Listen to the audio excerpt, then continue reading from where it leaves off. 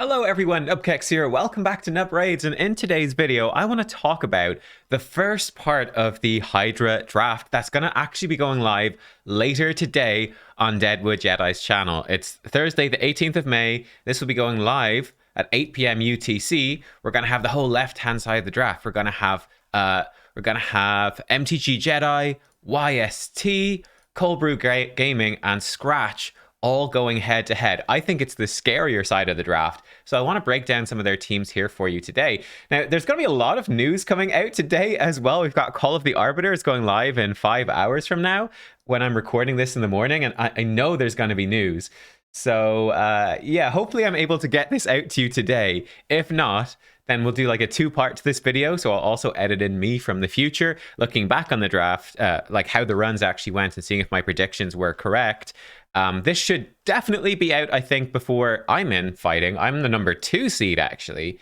The seeding, you can see, was here, done by voting, which I think is actually very inaccurate. I think it's very inaccurate, but we'll see. Maybe it's not. We'll see. We'll see. Like, I think there's a lot of people in here that have been pretty heavily underrated, to be honest. We'll see. So yeah, let's dive in. Let's talk about the teams. So first of all, let's talk about the number 1 seed versus the number 8 seed. So in theory, the best team versus the worst team. So that's MTG Jedi as seed number 8 versus Scratch as seed number 1. Couple of problems with the teams, I think, for sure. So Scratch is coming in. You've got Duchess, Supreme Gaelic, and Lydia. For me, this was like absolute S+ tier picks 1, 2, 3. This is just absolutely crazy. You've got Duchess is going to almost, with only a tiny bit of healing in your team, she's going to keep everybody alive. No problem. And she's certainly never going to die. This is on Brutal Hydra as well. And with Scratch's level of gear, Duchess is never going to die. So you're never going to full wipe. She will full AoE revive everybody and your team's going to keep going. So that's super strong. And she does protect you from Torment. One thing for sure, you can see a bit of a weakness already, I think. Torment will be a little bit of a problem, I think, for Scratch. Only a little bit, though. Duchess gives you 2 turns of Veil on a 4-turn cooldown, but he could run his Duchess very quick. You can obviously get the Mastery to extend those buffs so you can get a bit more coverage. So we should be totally fine. But oftentimes, you know, in actual Hydra keys, it's Duchess paired with Krisk. Krisk provides you the Mischief tank, which ensures the block debuffs is never stolen. Duchess passive ensures Krisk as well will never die, and Krisk extending buffs extends that perfect veil and keeps that just clean and consistent. So we might have a bit of a problem with that. He doesn't have perfect coverage of perfect veil, but look, the Supreme Gaelic with the Lydia, the Death Siren is such an insane combo. You get AoE block buffs, AoE decrease defense, weaken, you get AoE decrease speed, AoE increase speed, you get strengthen, you get burns, you get exploding the burns. This is just such an amazing tree. I can't overstate how powerful this is.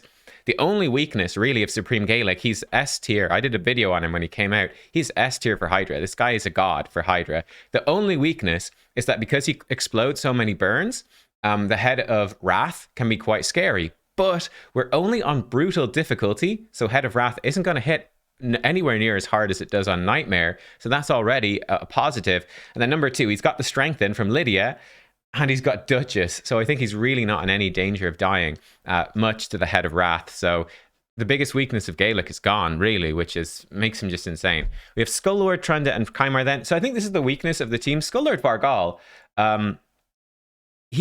what does he bring? So he does a few things in Hydra. He's great. Mischief tank, provoke on a 2-turn cooldown, and AoE decrease attack. So it brings the decrease attack to really ensure he's never going to die. He's bringing the provoke to stop the cleanses coming through. That's perfect as well. But yeah, the problem with him is a mischief tank. Sorry, he's a lizard man, not a skinwalker, right? Yeah, he is. He's mischief tanks with strengthen, right? He gives himself strengthen for 2 turns on a 2-turn cooldown. This is also the provoke. Lydia already brings strengthen, right? So Skullard Vargal actually probably won't really be able to mischief tank. You can maybe give him a blood shield ring, and that's certainly going to help. Though I think the Duchess A1 is going to interfere a little bit as well. So that for me is a question mark with Scratch, is how do you stop mischief from stealing at least the turn meter? You're going to have the block buffs from Gaelic, you should be fine.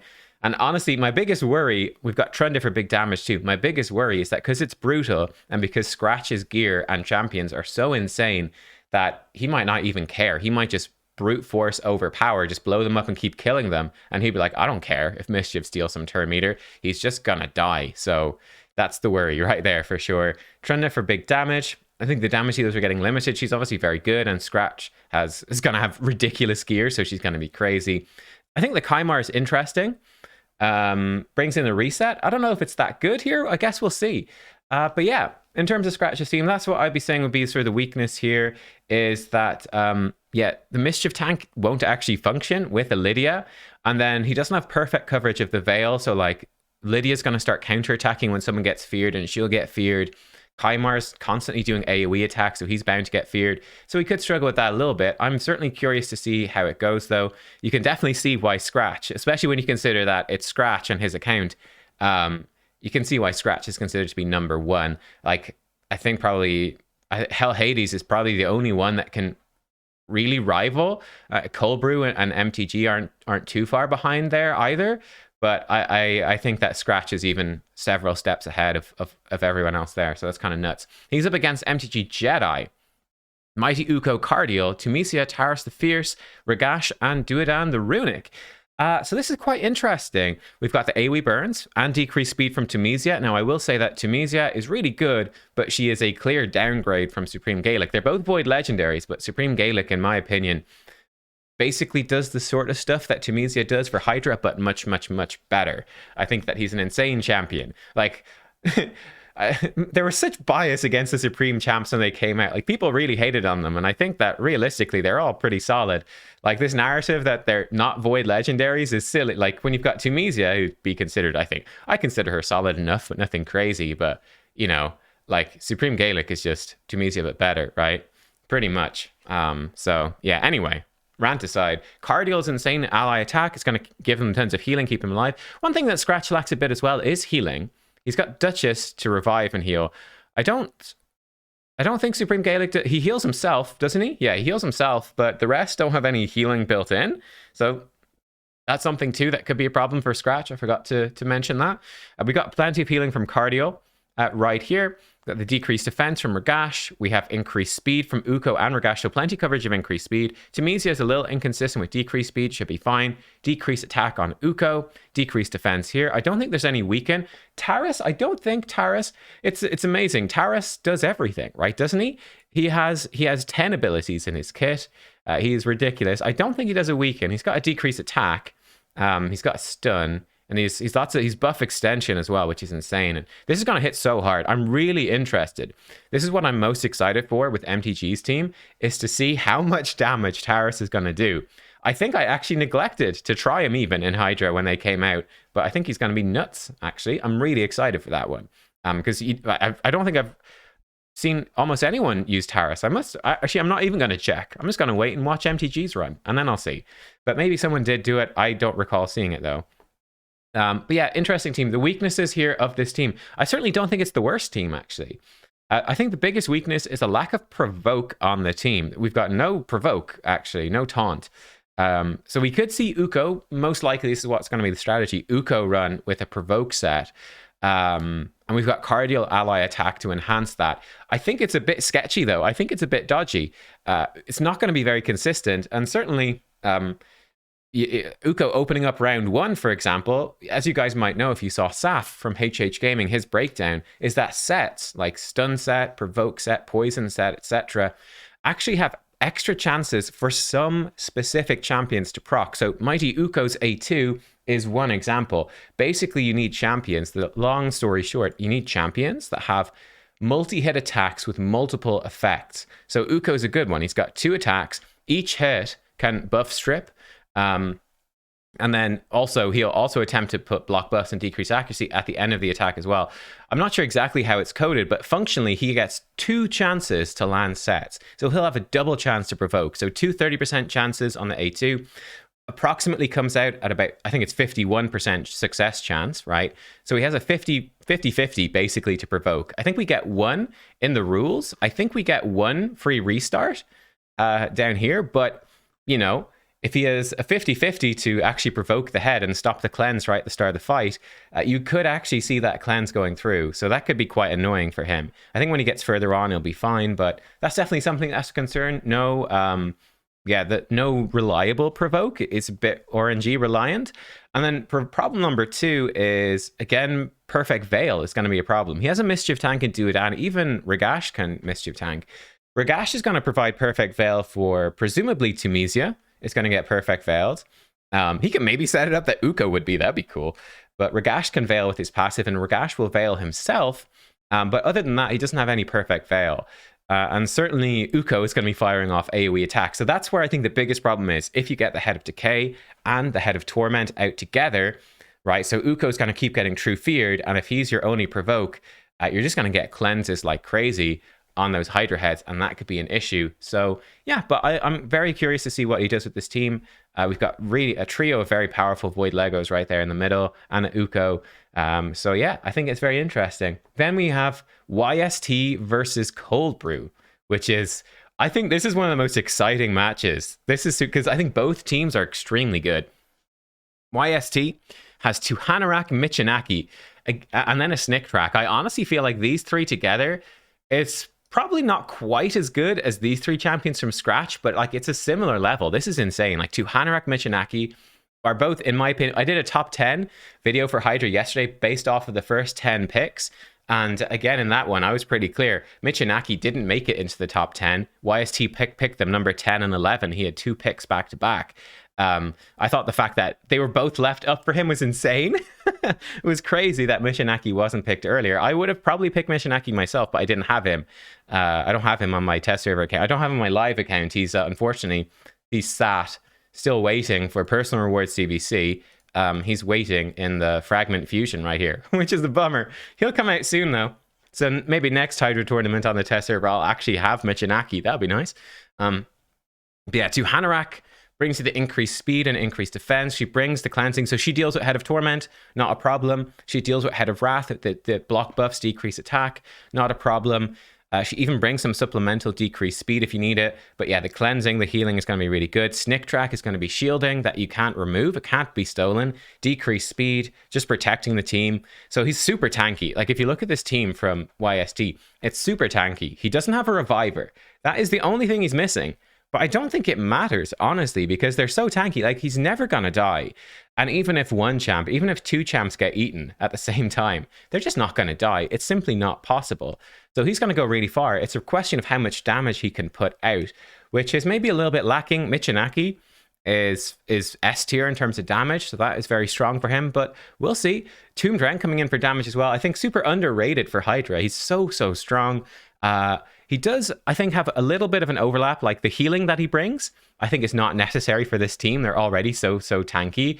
And then the AoE burns is maybe not necessary with Michinaki. I think the interesting question is Drang with his A1 blowing up burns, how much that's going to be able to do in terms of damage. Like I drafted in, oh gosh, I've clicked the wrong thing. Don't do it, no. Okay, there we go. Like I drafted in Ninja. He could run Drang in a similar way to Ninja, just doing the A1s and popping burns, and it could be pretty strong, but we'll see. Coronar is another question mark with this. Coronar obviously can Mischief tank for him, and he brings Provokes as well, but he could be a little bit unreliable, so I think this is one of his weaker picks, I suppose.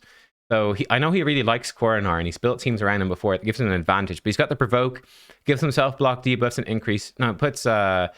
Yeah, he puts block debuffs and increased defense on himself. Now, you see the increased defense is already there from Tuhanarak, like 100% at the time. So that's not going to help. He's only going to have block debuffs, which he doesn't otherwise have in the team. But I think that's a bit limited. He's going to be relying on shield set, like probably blood shield accessories too a bit. Though we're going to actually, never mind, Snick Track and Marishka both bring shields. So he's not going to have that either. So that could be a problem. He could be a little bit inconsistent there.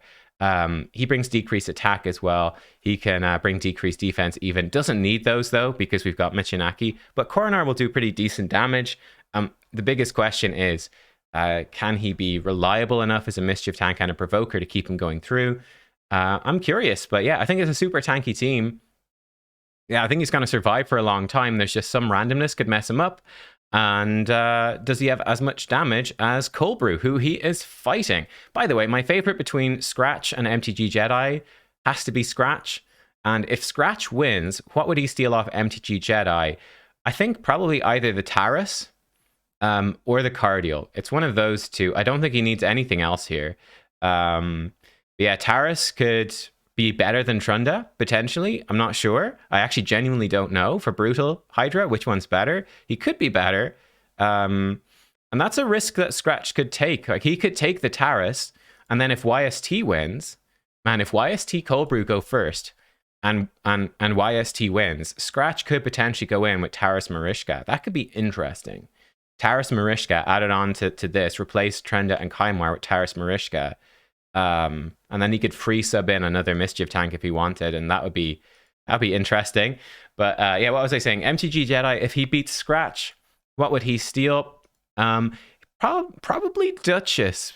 Yeah, probably the Duchess, right? It's a bit awkward actually, because I don't know which of these other champions he has. The Duchess does solve MTG's problem of it does solve the problem of the Fear Head. Skull Lord could be pretty good actually for MTG. So he doesn't have a strengthen apart from Ragash. Oh man, but if he took out Ragash, he'd have no decreased defense. So Skull Lord doesn't quite work as a provoker mischief tank for him either. I imagine probably the Duchess, and he maybe replaces somebody else. I don't know. I think that'd be interesting. Anyway, YST versus Cold Brew. So we looked at YST. Let's look at Cold Brew.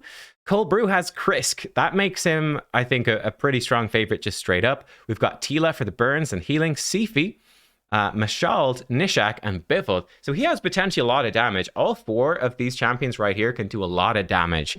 That's the advantage of bringing in Krisk and Sifi together. Similar to Krisk and Duchess, is that it lets you just go nuts on damage. So that's cool. He has Mischief Tank locked in. He's going to have Provoke locked in. Easy with Bivald and Krisk. Shouldn't be a problem. The problems with Cold Brew's team, the things he could struggle with, he does not have a proper block buff champion. So there is, every single time Mischief attacks Krisk, there's a 3% chance that Mischief steals all of those buffs. That Mischief steals increased defense, block debuffs, increased speed, increased crit damage, I think, as well. So that could be a problem. That could definitely be a problem for him. Now, Tila can steal buffs with her A1, so he could use the Tila A1 to do some pretty cool things and like steal the increased attack off of the Head of Wrath and stuff like that. But yeah, the lack of block buffs could be an issue for him. The other issue for him, which combos with that, is that in terms of dealing with Torment, Sifi gives you a 50-50 to break free of the fear, but that's it. It's only a 50-50, so there's still a 50% chance you start missing stuff, right? And like if Krisk misses his Provoke, or he misses his Ally Protection, Krisk, he's basically doing AoE attack, so he will be getting feared. You could easily have bad luck. Krisk misses a cooldown with True Fear, and stuff starts to fall apart. Tila could miss a burn, possibly due to True Fear, and then you could have Poison Cloud go up and you could be in trouble. So there's definitely stuff to watch out for there. I think that's the biggest problem. He does not have an increased attack for Nishak or for Mashald either. I think that's what he's also really lacking. No increased attack for these two damage dealers, right? Unless they die and see if he revives them. So they're not going to do their max damage. Like Nishak is going to do a fraction of the damage. He's going to do what? Is it 66% of the damage that you would do with increased attack on. So it's a big thing to miss out on. Same with Mashald. Maybe not quite, because they're going to have masteries up. They're going to probably do like 75% of the damage they would normally do, something like that. But like it's not as much, so that's definitely a downside there. But yeah, I think that this team is definitely one to not be counted out. Like if he gets good luck on his run, he could absolutely smash it. He has so much damage potential here with this many damage dealers. And I think Sifi Krisk are pretty much going to keep the team alive as well. Also, Biffle gives you crazy healing and shielding too. So yeah, I actually am quite intrigued in the healing from Tila. So yeah, you could have these champs be one shot maybe, but Krisk protecting, yeah, and even Sifi reviving. One to watch out for. Who will win between YST and Cold Brew? I think I probably lean towards YST a bit more. Just because YST, his team just looks to me like it's solid. he's going the whole way, right? Like there's obviously a bit of chance for failure with the Coronar, but it just seems like a solid team. Like this is a team that's going to go really far in the fight. Almost definitely. It's kind of got an answer to everything. It's got solid damage with Michinaki. Like he's going to go far. He will do good damage. Cold Brew, I think maybe has the higher damage potential, but it's a much more volatile team. It's much more volatile. So I think with the stress of having to do this stuff live, I give the edge here to YST. So yeah, I do think that means that I think if Scratch beats MTG and YST beats Cold Brew, there's a real possibility of Taras Marishka, which is really curious. I'd like to see that, to be honest. If YST beats Cold Brew, obviously Krisk is the perfect choice, but YST does not have a Krisk, right? So he can't take it. I'm actually not sure which of these champs YST has, or whether or not he'll pick any of them. I don't know. Like, I don't think that any of these really add anything particularly to YST's team, to be brutally honest. I don't think he needs any of them. So I don't know if he has them apart from Krisk. Yeah, so I don't know. Cold Brew, would he take anything from YST? Cold Brew's decreased speed is a little bit unreliable as well with Krisk. Michinaki would be a no-brainer, honestly, for Cold Brew to bring in, I think, would be really good. Yeah, he could definitely bring in Michinaki. You could just grab the Marishka for more protection. That could work as well. Man, yeah, I'm not 100% sure. He could bring into Hanorak for the block buffs, decrease attack. But I don't know if he needs the decrease attack. He doesn't need the increased defense and speed, really, because Sifi brings that. So I don't know, but Hanorak would fix the Torment problem. I think it'd be interesting to see what Cold Brew finds to be the biggest problem when he tests the team, and which of these he would choose. But I'd say one of these two, either the Hanorak or Michinaki, is what he would steal. There you go. They are the first 4 teams that are going to be competing. Let me know what you think of these teams. I've given you my predictions for how stuff will go. I haven't given you predictions for what they'll replace, but I think there's a good possibility that you will see subs. You can sub out one champion for any one champion that was not drafted. We might do the same thing tomorrow with Deadwood, Hell Hades, myself, and Odd One Gaming for our side of the bracket as well, which will be live on Friday at 8 p.m. UTC. But yeah, I hope to see you there tonight for the Deadwood stream. I'm not going to be on it, but I'll be in the chat room and I'll be watching to see how these fights go down. So yeah, I'll see you all there. Thanks for watching, everyone, and I'll see you all soon. Goodbye.